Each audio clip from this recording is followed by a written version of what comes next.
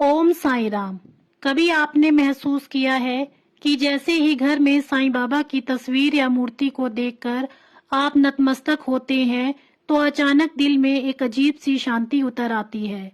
मानो कोई अदृश्य हाथ आपके दुख दर्द को छू कर कह रहा हो, मैं यही हूँ, डर मत।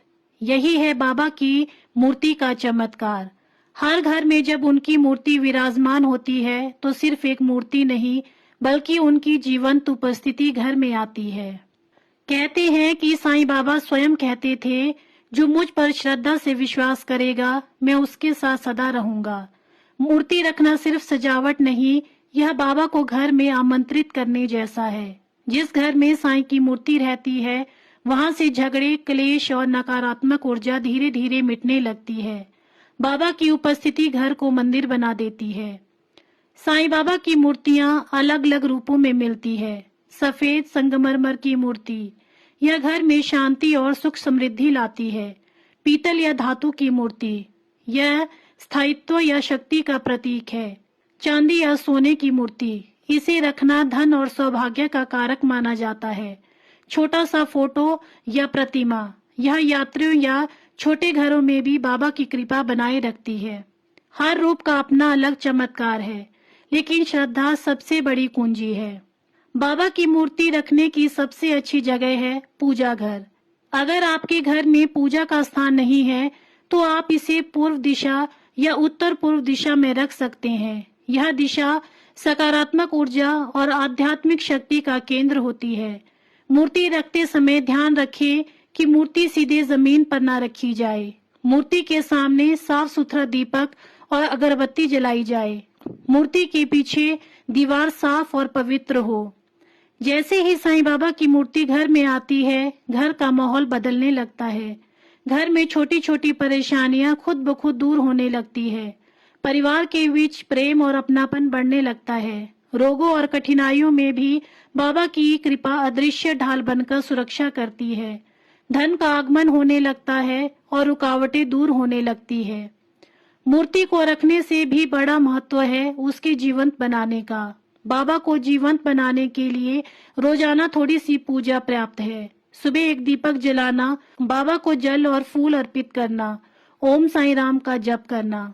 जब आप बाबा की मूर्ति के सामने बैठकर मन ही मन उनसे बातें करेंगे, तो वह मूर्ति बोलने लगती है। वह आपकी चिंता, दुख और आशा सब सुनते हैं। हजारों भक्त बताते हैं कि जैसे ही उन्होंने अपने घर में बाबा की मूर्ति स्थापित की, जीवन में अकल्पनीय बदलाव आए। किसी के छोटे बच्चे की पढ़ाई सुधर गई, किसी का कारोबार अचानक चल पड़ा, किसी का स्वास्थ्य ठीक हो गया। यह कोई संयोग नहीं, बल्कि बाबा की उपस्थिति का प्रमाण है।